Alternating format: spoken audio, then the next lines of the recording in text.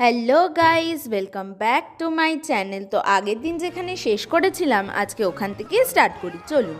কিন্তু কিছুকাল পরে যন্ত্রণা অসহ্য হইয়া উঠিল, চোখে ঝাপসা দেখিতে লাগিলাম এবং মাথার বেদনায় আমাকে স্থির থাকিতে দিল না।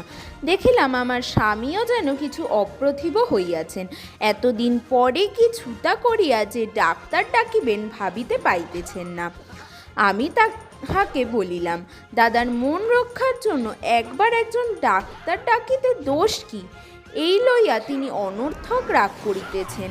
ইহাতে আমার মনে কষ্ট হয়। চিকিৎসা তো তুমিই করবে, ডাক্তার একজন উপসর্গ থাকা ভালো।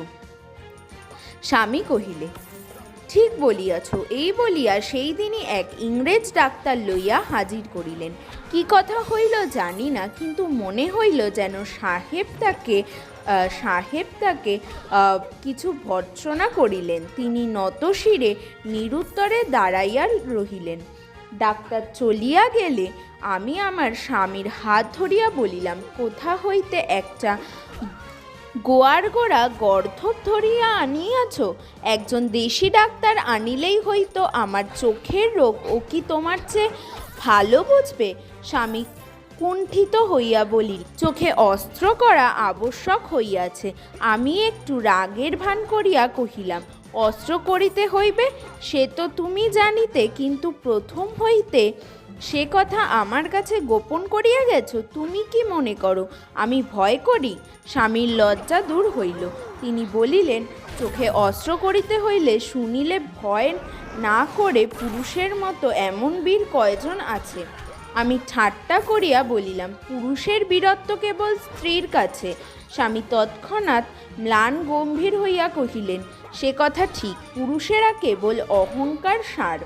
আমি তাহার গাম্ভীর্য উড়াইয়া দিয়া কহিলাম, অহংকারেও বুঝি তোমরা মেয়েদের সঙ্গে পারো, তাহাতেও আমাদেরই জিত।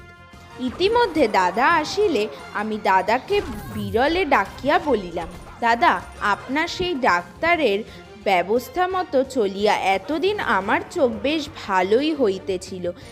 একদিন ভ্রমণক্রমে খাইবার ওষুধ চোখে লেপন করিয়া তাহার পর হইতে চোখ যায় যায় হইয়া উঠিয়াছে। আমার স্বামী বলিতেছেন চোখে অস্ত্র করিতে হইবে। দাদা বলিলেন, আমি ভাবিতেছিলাম তোমার স্বামীর চিকিৎসাই চলিতেছে, তাই আরও আমি রাগ করিয়া এতদিন আসি নাই। আমি বলিলাম, না, আমি গোপনে সেই ডাক্তারের